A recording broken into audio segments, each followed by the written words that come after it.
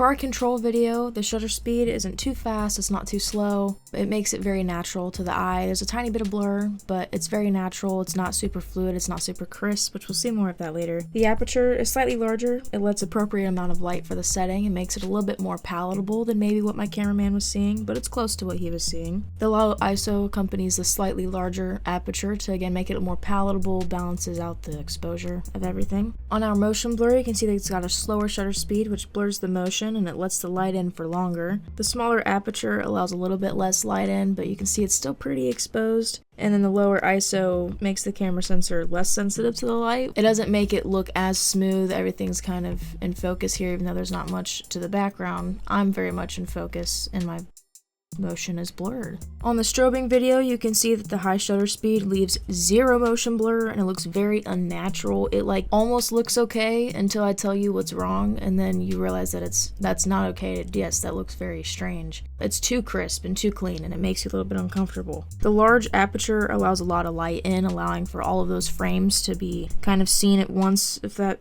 is coming across in the right sense. And the higher ISO balances out this aperture and it makes it very sensitive to light. The high aperture makes the noise less noticeable in here with the higher ISO. In our shallow depth of field, the shutter speed is the same because the motion is not being affected in this one, but what's really being affected is what's in focus and what's not in focus. And the large aperture allows you to see me more than my background, and then the ISO limits that digital noise, makes the camera less sensitive to light since I'm so close to the camera and I'm what's needing to be focused on. For the deep depth of field, that's a mouthful, the shutter speed is again the same because the motion was unaffected for this one. And the small aperture allows less light and captures more of the landscape around me, the lovely shelves that are behind me. It's slightly out of focus because it's really far away, but you can see that as the shelf is closer to me, it's more in focus, and I'm obviously pretty well in focus. I'm not the main thing, so I'm not like crisp and clean like I may have been in the shallow depth of field. So the high ISO is low enough to balance with the aperture, but it's more sensitive and allows more light and allows more to be in focus.